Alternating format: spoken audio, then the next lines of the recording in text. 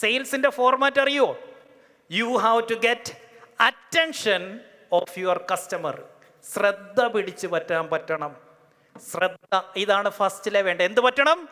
Attention. നിങ്ങൾ ആദ്യത്തെ എൻ്റെ വീഡിയോ കണ്ടപ്പോൾ എന്നെ തെറി വിളിച്ചില്ലയോ?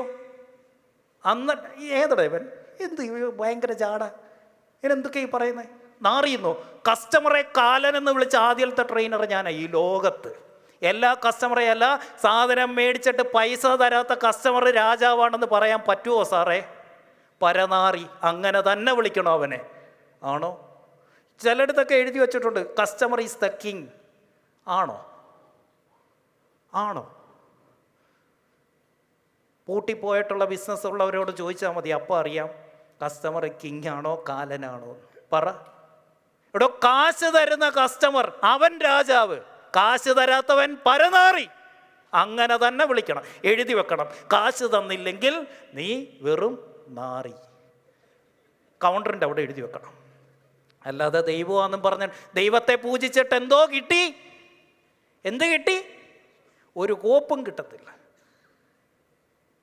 അതുകൊണ്ട് ഈ കളി മാറേ. അപ്പോൾ ഈ വീഡിയോ ഇടുമ്പോൾ എന്താ സംഭവിക്കുന്നത്? You will get attention. എന്ത് കിട്ടും? ശ്രദ്ധ കിട്ടും. ശ്രദ്ധ കിട്ടിക്കഴിഞ്ഞാൽ അവരടുത്തത് എന്താ തരുന്നതെന്നറിയോ? ടൈം. അവൻ്റെ സമയം തരും. എന്ത് തരും? സമയം. പുതിയ ഫോർമാറ്റ് എന്താ? Once they give you their attention, then they give you their time, then they will give you money. പിന്നെ കാശ് തരൂ. അതെങ്ങനെയാണെന്നറിയോ?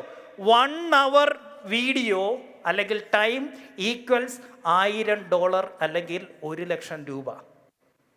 എപ്പോൾ നിങ്ങളുടെ 1 മണിക്കൂർ വീഡിയോ, അത് ഒറ്റ സ്ട്രെച്ചിൽ വേണ്ട, പലപ്പോഴായിട്ട് 1 മണിക്കൂർ നമ്മളുടെ പല രീതിയിലുള്ള വീഡിയോ ആയിരിക്കാം, ഫോട്ടോ ആയിരിക്കാം, നമ്മുടെ കോണ്ടന്റ് അവൻ കൺസ്യൂം ചെയ്യുന്നുവോ, അപ്പോൾ അവൻ നമുക്ക് 1,00,000 രൂപ തരും.